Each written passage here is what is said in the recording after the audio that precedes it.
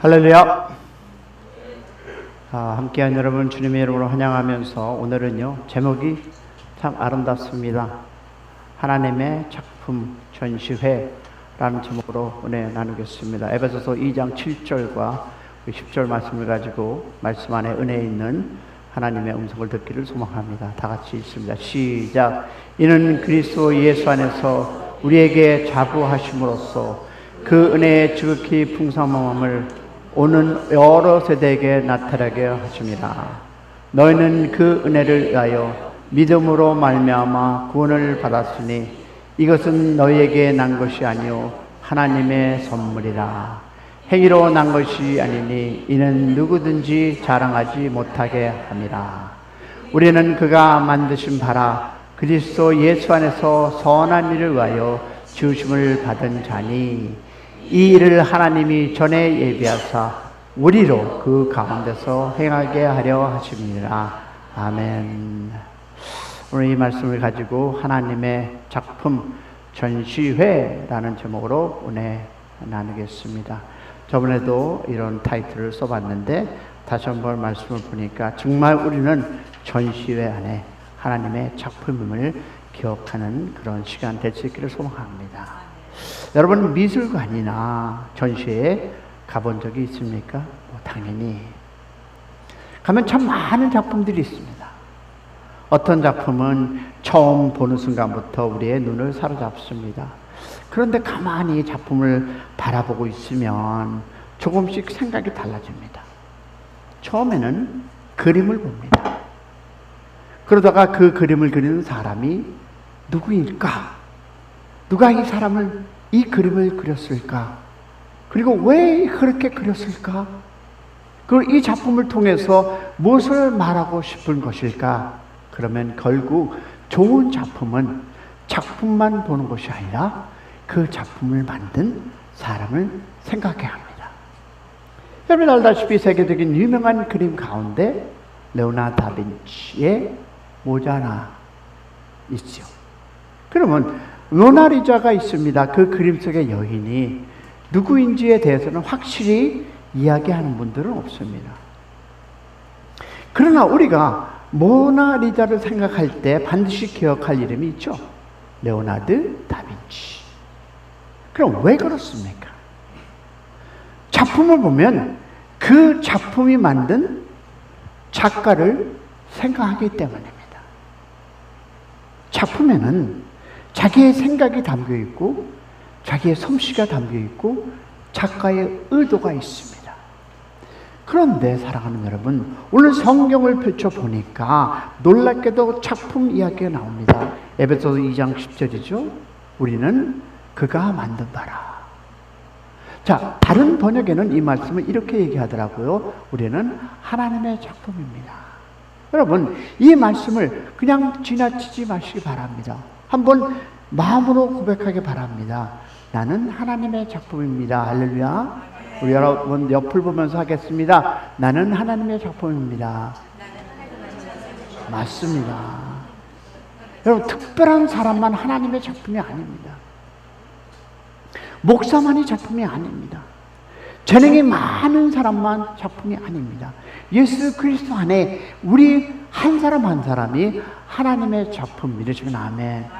그렇다면 여기서 아주 중요한 질문이 있습니다. 작품의 목적이 무엇입니까?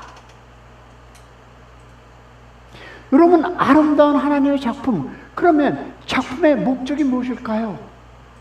작품이 자기를 자랑하는 것은 아닙니다. 좋은 작품은 그 작품을 만든 작가를 보여줍니다. 그렇다면 우리가 하나님의 작품이라면 우리의 삶을 통해 누가 보여줘야 하겠습니까? 여러분이 하나님의 작품이라면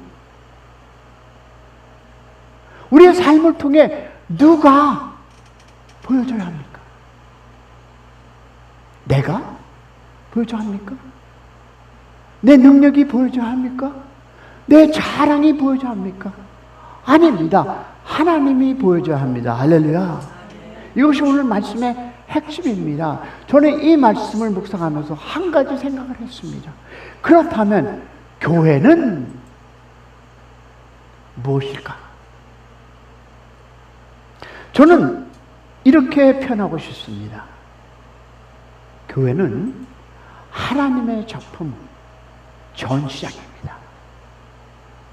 오늘도 하나님의 작품들이 이 자리에 모여 있습니다. 그런데 전시장에 있는 작품들이 모두 똑같습니까? 아닙니다.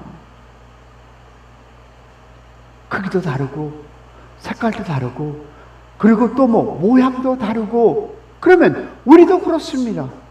어떨까요? 성격도 다르고 환경도 다르고 재능도 다르고 상처도 다르고 생각도 다릅니다. 그러나 한 가지는 같습니다. 뭘까요? 우리를 만드신 분이 누구다? 하나님이십니다. 자, 그러므로 우리는 서로를 바라보면서 왜 저 사람은 나와 다를까? 라고 생각할 것이 아니라 하나님께서는 저 사람을 통해 무엇을 나타내려고 합니까? 라는 질문을 던져보셔야 합니다. 여러분, 자기 자신을 바라볼 때도 마찬가지입니다. 왜 나는 이것밖에 안 될까? 왜 나는 저 사람처럼 되지 못할까? 비교하며 낙심할 필요가 없습니다. 보세요. 작품은 다른 작품과 비교해서 작품이 되는 것이 아닙니다. 중요한 것은 누가 만들었냐라는 것입니다. 그러면 여러분이 만드신 분이 누구다? 하나님. 자, 그러나 이것은 나는 하나님의 작품이라니까 아무렇게나 살아도 된다는 뜻은 아닙니다. 오히려 그 반대죠. 하나님의 작품이기 때문에 하나님을 나타내며 살아야 합니다. 믿으시면 그래서 오늘 말씀은 뭡니까? 당신은 귀한 사람입니다 라고 끝나지 않습니다. 바울은 우리에게 더 중요한 사실을 던집니다. 하나님의 작품이 된 사람은 어떻게 살아야 하는가? 여러분 기억하십니까? 지난주 우리는 무엇을? 나는 죽었던 사람이었습니다. 그러나 하나님께서 살리셨습니다. 이제 나는 하나님의 선한 일을 위해서 살아가는 사람입니다 라는 것이 저번 주 설교였습니다. 그리고 말씀을 나누었습니다. 그러면 오늘은 거기에서 한 걸음 더 나아가겠습니다. 하나님께서는 왜 나를 살리셨습니까? 왜 나를 새롭게 만드셨습니까? 그리고 하나님의 적분된 나는 이제 어떻게 살아가야 합니까? 그것이 오늘 에베소서 2장 7절부터 10절 그 질문에 답을 하고 있습니다. 오늘 말씀을 들으며 이 질문 하나를 마음에 품으시기 바랍니다. 다 같이 시작. 나를 통해 사람들은 어떤 하나님을 보고 있는가? 여러분 개개인을 통해서 사람들은 어떤 하나님을 보고 있는가라는 것입니다. 오늘 말씀을 통해서 하나님의 작품인 우리는 어떻게 살아야 하는지 함께 은혜를 한번 나눠보겠습니다. 첫 번째 보니까 하나님의 작품은 은혜로 만들어졌습니다. 할렐루야. 여러분, 우리가 하나님의 작품이라면 먼저 한 가지를 알아야 하는데 하나님께서 어떻게 우리를 하나님의 작품으로 만드셨을까? 우리가 잘해서일까요? 남보다 착해서입니까? 하나님께 보여드릴 만한 무엇인가 있기 때문입니까? 아닙니다. 왜냐하면 바울은 8절에 말합니다. 뭐라고? 시작. 너희는 그 은혜로 의하여 말미암아 구원을 받았으니 이것은 너에게 난 것이 아니요 하나님의 선물이라. 그러면 이 한 구절 안에 복음의 중요한 세 단어가 나옵니다. 뭡니까? 은혜, 믿음, 선물입니다. 자, 그럼 은혜 봅니다. 은혜란 무엇입니까?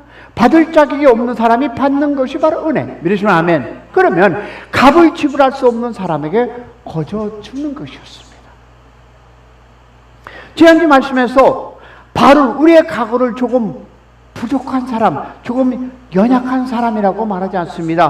허물과 죄로 죽었던 너희라고 얘기했습니다. 그러면 사랑하는 여러분, 죽은 사람은 스스로 살아날 수가 없습니다. 그래서 에베소서 2장 4절에 뭡니까? 그러나 but God, 하나님입니다. 우리가 하나님을 찾기 전에 하나님이 우리를 먼저 찾으셨습니다. 할렐루야. 우리가 하나님을 사랑하기 전에 하나님께서 먼저 사랑하셨습니다. 우리가 손을 내밀기 전에 하나님이 먼저 손을 내밀었습니다. 이것이 바로 은혜입니다. 할렐루야. 그러면 사랑하는 성도 여러분, 신앙생활을 오래 하다 보면 이 은혜에 익숙해진다는 것입니다. 왜 그럴까요? 처음 예수를 만났을 때에는 십자가만 생각해도 하나님 감사합니다. 나 같은 사람을 하나님께 사랑하셨으니. 근데 그건 하나만으로 감격했습니까?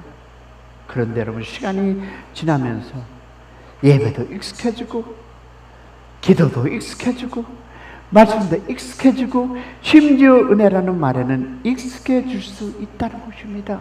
그러나 바울은 오늘 우리에게 다시 처음 자리로 돌립니다. 너는 그 은혜에 의하여.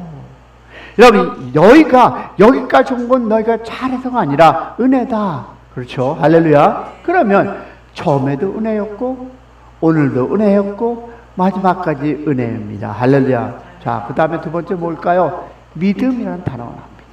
바울은 믿음으로 말미암아 구원을 받았으니라고 합니다. 즉 믿음은 구원의 값을 지불한 것이 아닙니다.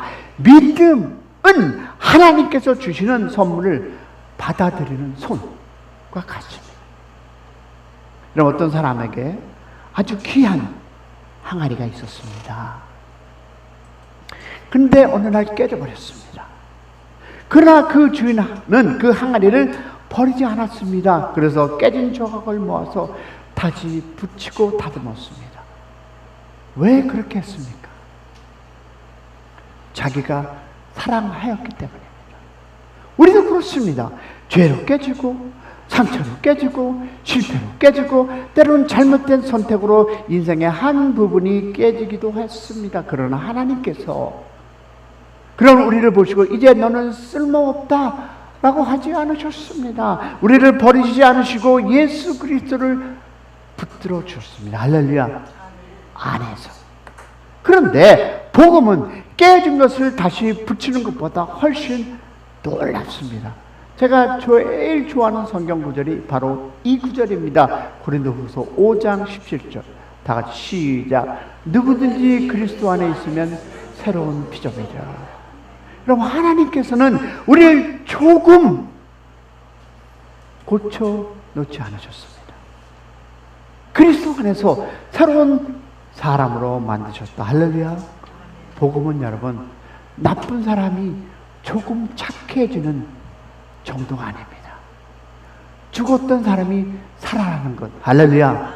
여러분, 하나님 없이 살던 사람이 하나님과 함께 살아가는 사람이 되고, 자기 마음대로 살던 사람이 주님 이제 저를 통해 무엇을 이루기를 원하십니까? 라고 묻는 사람이 된 것. 이것이 바로 새로운 피조물입니다. 할렐루야. 세 번째 뭡니까? gift, 선물입니다. 바울은 뭐라고 얘기합니까? 시작. 이것은 너에게 난 것이 아니요 하나님의 선물이라. 선물은 아시다시피 돈을 주고 사는 것이 아닙니다. 일한 대가를 받는 것도 선물이 아닙니다. 선물을 받을 때 우리가 할 수 있는 가장 좋은 말은 뭡니까? Thank you, 감사합니다. 그러면 여러분, 구원도 마찬가지 아닙니까? 하나님께서는 내가 이만큼 착하게 살면 구해지겠다라고 하신 것도 아니고요. 구원에 가면 뭡니까? 예수님께서 십자가에 이미 지불하셨다. 할렐루야. 그리고 하나님께서 우리에게 내미십니다. 뭐라고? 받으라. 아멘입니까? 죄 사함을 받으라. 새 생명을 받으라. 그리고 하나님의 자녀가 되는 은혜를 받으라. 이것이 바로 믿음으로 받는 것. 이러시면 아멘. 성도 여러분, 그리고 하나님께서는 구원받은 우리를 지금도 만들어 가시고 계십니다. 할렐루야. 여러분, 작품은 한 번에 완성되지 않습니다. 화가는 그리고 또 그리고 고치고 또 다듬습니다. 조각가도 깎고 또 깎습니다. 왜 그렇습니까? 자기의 마음속에는 완성될 작품이 있기 때문입니다. 하나님께서 우리를 그렇게 만들어 가지고 있습니다. 어떻게? 말씀으로 다듬으시고, 기도를 통해 다듬으시고, 사람을 통해 다듬으시고, 때로는 고난을 통해서도 우리를 다듬고 계심을 믿기를 소망합니다. 그 순간에는 이해되지 않을 때가 있습니다. 하나님 왜입니까? 그러나 시간이 지나 돌아보면 깨닫습니다. 아, 그때도 하나님께서 나를 만드셨구나. 할렐루야. 혹시 오늘 자신을 바라보며 실망하고 계십니까? 나는 왜 아직도 부족할까? 왜 고쳐지지 않는 것이 이렇게 많을까? 여러분, 낙심하지 마시고 하나님께서 아직 작업하고 계심을 믿기를 축복합니다. 우리는 버려진 작품이 아닙니다. 지금도 하나님 손 안에서 만들어지고 있는 작품. 할렐루야. 그러므로 우리의 기도는 이래야 되지 않을까요? 하나님, 저를 주님의 손에 맡깁니다. 제 고집을 다듬어주시고, 제 교만을 꺾어주시고, 제 상처를 만져주시고, 주님께서 원하는 작품으로 저를 만들어 주시옵소서라는 고백이기를 축복합니다. 왜냐하면 오늘 8절에 이 세 단어를 기억하시기 바랍니다. 은혜, 믿음, 선물. 하나님께서는 은혜로 구원하셨습니다. 할렐루야. 우리를 믿음으로 선물로 주셨습니다. 그리고 하나님께서는 지금도 우리를 아름다운 작품으로 만들어 가시고, 그렇다면 작품이 아름다울 때 누구를 자랑해야 합니까? 땡큐, 작가입니다. 그래서 바울은 9절에 이렇게 합니다. 다 같이 시작. 행위에서 난 것이 아니니 이는 누구든지 자랑하지 못합니다. 할렐루야. 그렇다면 여러분, 두 번째 우리가 기억해야 할 것은요, 하나님의 작품은 자기를 자랑하지 않고 하나님을 높입니다. 왜 그러냐면 에베소 2장 9절에 보겠습니다. 8절에 다시 바울은 우리의 구원이 누구다? 은혜이고 믿음으로 받은 것이고 선물이라고 말씀합니다. 그렇다면 자연스럽게 다음 질문이 생각나지 않겠습니까? 자, 구원이 하나님의 선물이라면 우리가 자랑할 수 있는 것이 무엇이 있겠습니까? 그래서 바울은 바로 구절로 말씀합니다. 행위로 난 것이 아니라 이는 누구든지 자랑하지 못합니다. 그렇다면 여러분, 이 말씀은 우리의 선한 행동이 필요 없다는 뜻이 아닙니다. 선하게 살아야 합니다. 충성해야 합니다. 봉사해야 합니다. 그러나 그것을 구원을 얻었다고 생각해서는 안 된다는 이야기입니다. 구원의 자리에서는 아무도 자랑할 수 없습니다. 모두가 하나님의 은혜로 구원받았기 때문. 아멘이십니까? 그런데 사람들에게는 참 이상한 마음이 있습니다. 처음에는 하나님의 은혜입니다 라고 고백합니다.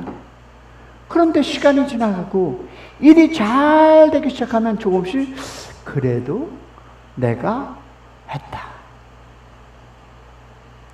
라는 마음이 들어옵니다. 저만 그렇습니까? 내가 열심히 했기 때문에, 내가 기도했기 때문에, 내가 오래 섬겼기 때문에, 특별히 신앙생활을 오래 하면 더 조심해야 합니다. 왜 그럴까요? 예배도 많이 드렸다. 기도도 많이 했다. 교회에 봉사도 하고 헌신도 했습니다. 그러다 보면 자기도 모르게 나는 이 정도 했는데 라는 생각이 들어올 수 있습니다. 성도 여러분, 저는 이것이 참 중요하다고 생각합니다. 은혜를 기억하면 감사가 나오고, 공로를 기억하면 뭐가 나올까요? 섭섭함이 나옵니다. 내가 한 것을 계속 생각하면 사람들이 안아주지 않을 때 섭섭합니다. 칭찬하지 않으면 마음이 상합니다. 내가 얼마나 했는데 라고 생각이 듭니다. 그러나 은혜를 기억하면 고백이 달라집니다. 내가 하나님을 위해 얼마나 했는가 보다 하나님께서 나를 위해 무엇을 했는가를 생각하게 된다. 할렐루야. 그러면 다시 감사가 살아납니다. 오늘 설교 제목이 뭘까요? 하나님의 작품 전시회입니다. 그러면 질문하겠습니다. 여러분 전시회에서 가장 아름다운 작품을 보면 그 작품이 자기를 자랑하던가요? 아닙니다. 사람들은 그 작품을 보면서 누가 이것을 만들었을까 하며 작가를 생각합니다. 작품이 아름다울수록 작가의 솜씨가 드러납니다. 그렇다면 하나님의 작품이 우리의 삶도 마찬가지입니다. 사람들이 우리를 보고 저 사람 참 대단하다 해서 끝나는 것이 아니라 저 사람을 저렇게 만든 하나님은 어떤 분이실까? 아멘? 생각해야 합니다. 여러분, 좋은 하나님의 작품은 사람의 시선을 자기에게 붙들어 두지 않고 하나님께 돌립니다. 가뭄이 심하게 들었습니다. 한 번도 제가 이 예를 들었는데, 개구리가 살던 연못이 물이 모두 말랐습니다. 개구리는 이 물이 있는 곳을 떠나고 싶어서 새 2마리에게 자신도 데려가 달라고 부탁했습니다. 그러자 새들은 막대기 하나를 가져와서 양쪽 끝에 물었고, 개구리는 그 막대기 가운데를 입으로 꽉 물었습니다. 그렇게 개구리는 새들의 도움을 받아 하늘을 날아 물이 있는 곳으로 향했습니다. 그런데 하늘을 날아가던 그 모습을 본 사람들이 이렇게 얘기합니다. 이야, 정말 좋은 생각이다. 누가 저런 아이디어를 냈을까? 그 말을 듣는 개구리가 자랑하고 싶었습니다. 그리고 입을 어떻게 했을까요? 네, 가 하는 순간 떨어지게 말았습니다. 혹시 이것이 우리의 모습이 아닐까요? 여러분, 웃기는 이야기지만 신앙적으로 참 중요한 교훈입니다. 개구리가 떨어진 것은 새들이 놓았기 때문이 아닙니다. 자기를 자랑하려는 그 입을 열었기 때문입니다. 우리도 그렇습니다. 하나님께서 붙들어 주셨습니다. 하나님께서 길을 열어 주셨습니다. 사람도 주셨습니다. 건강도 주셨습니다. 기회도 주셨습니다. 그런데 어느 날 내가 했다라고 말하기 시작하면 그때가 위험합니다. 할렐루야. 사도 바울은 수많은 일을 했습니다. 복음도 전하고 교회도 세우고 많은 교회도 견뎌냈습니다. 교난도 견뎌냈습니다. 그런데 바울은 고린도전서 15장 10절에 뭐라 합니까? 그러나 내가 된 것은 하나님의 은혜로 된 것이니. 여러분, 바울에게 자랑할 것이 없어서가 아니었습니다. 인간적으로 보면 많았습니다. 그러나 바울이 마지막에 붙드는 것은 내가 했다가 아니라 하나님의 은혜였습니다. 할렐루야. 성도 여러분, 여기서 한 가지 오해하지 말고 들어야 합니다. 여러분, 겸손은 나는 아무것도 아닙니다, 나는 쓸모없는 사람입니다 라고 자신을 무시하는 것이 아닙니다. 오늘 성경은 오히려 너는 하나님의 작품이다 라고 말합니다. 그렇다면 우리는 귀합니다. 그러나 왜 귀합니까? 우리를 만드신 분이 하나님이기 때문. 할렐루야. 성경적인 겸손은요, 자기를 무가치하게 만드는 것이 아니라 내가 있는 모든 것이 하나님께로 왔다라는 인정. 믿으시면 아멘. 그러므로 사랑하는 성도 여러분, 재능이 있으면 감사하세요. 찬양 잘하는 우리 권사님, 찬양 잘하는 여러분 감사하십시오. 건강이 있으면 감사하시기 바랍니다. 물질이 있으면 감사하세요. 직분이 있으면 감사하세요. 사역에 열매가 있으면 감사하세요. 그러나 마지막에는 반드시 하나님께 돌리시기를 축원합니다. 왜? 하나님이 하셨습니다. 그래서 신앙의 깊어질수록 여러분, 나는 작아지고 하나님이 커져야 합니다. 믿으셔야 아멘. 우리의 삶도 마찬가지입니다.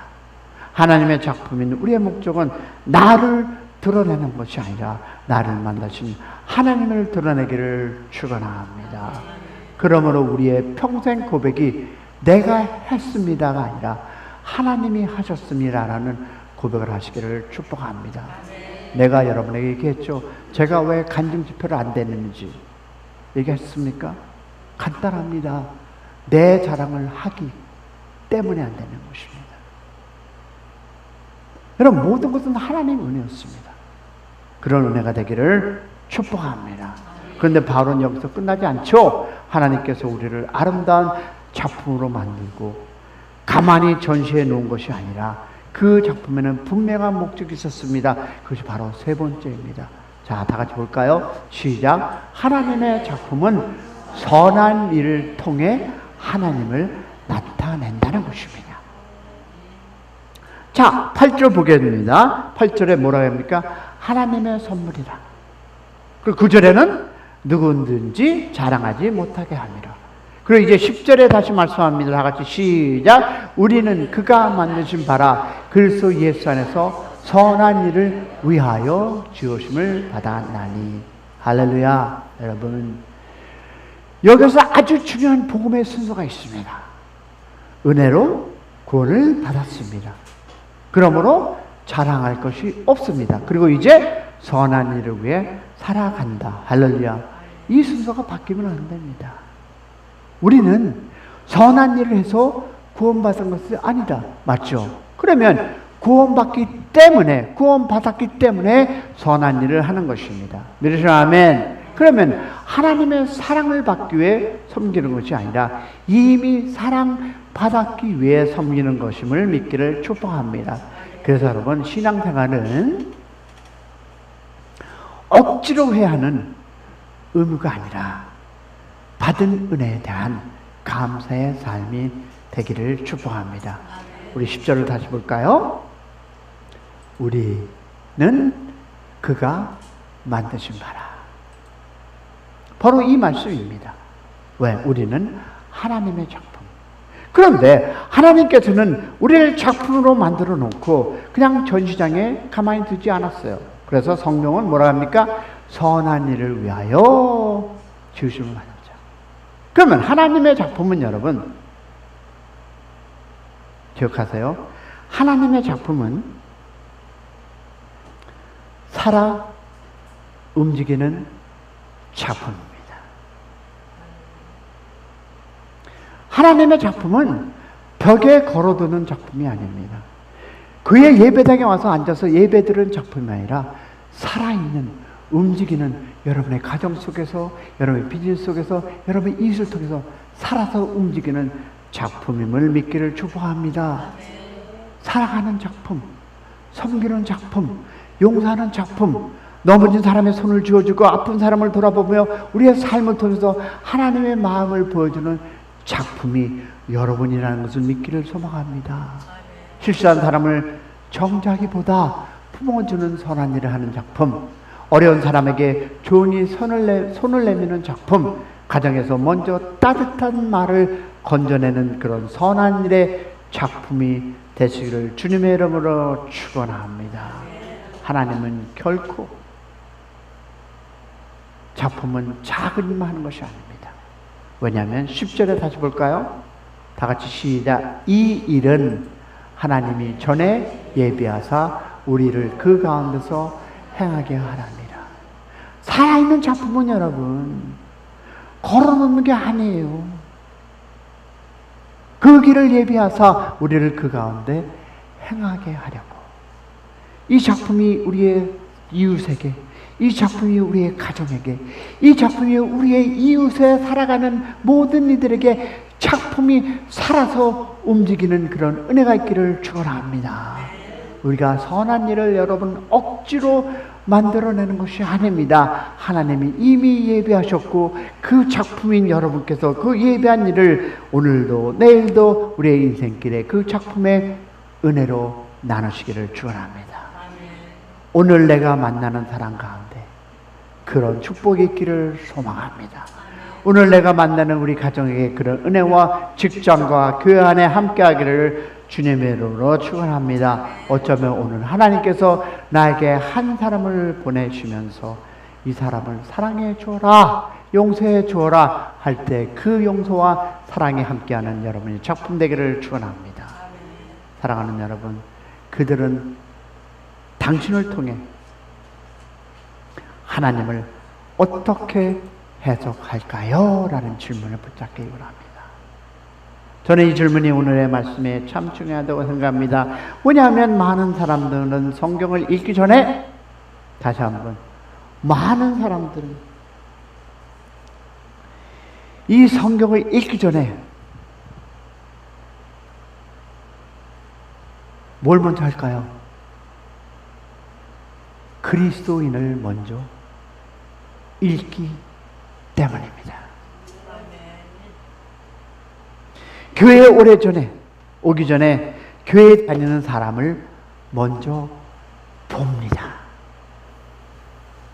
우리가 어떻게 말하는지, 사람들은 어떻게 대하는지, 어려움을 만났을 때 어떻게 반응하는지, 그리고 우리를 보면서 하나님을 생각합니다. 여러분, 왜 교회에 우리가 다른 사람을 인도하지 못할까요? Maybe 여러분과 내가 예수님의 그 향기를 나타내지 못해서가 아닐까요?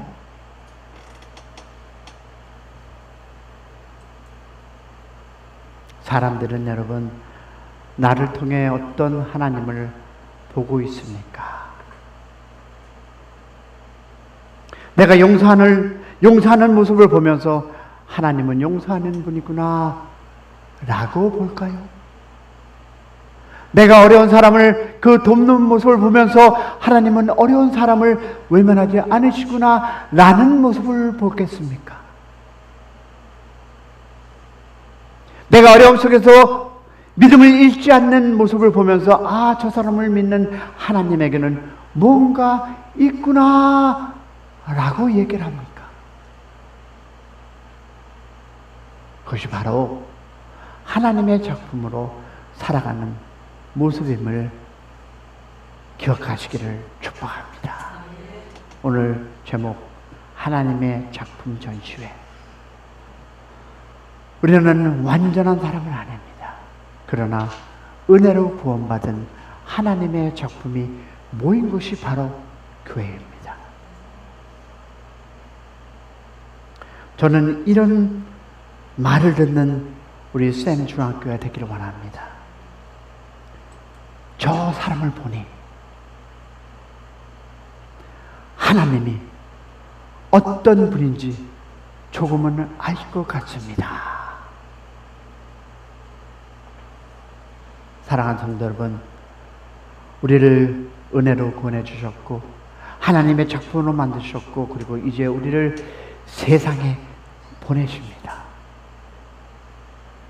우리의 사랑을 통해서 하나님의 사랑을 보여주고, 우리의 용서를 통해서 하나님의 용서를 보여주시고, 우리의 섬김을 통해서 예수님의 마음을 보여주는 살아있는 작품들이 되시기를 주님의 이름으로 축원합니다.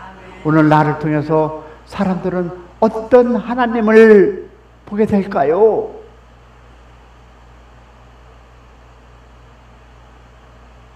자기를 만드신 하나님을 보여주는 우리 작품이 되기를 주님의 이름으로 축원합니다. 그런 아름다운 작품으로 살아가는 저와 여러분이 되시기를 주님의 이름으로 축원합니다. 우리 찬양하겠습니다.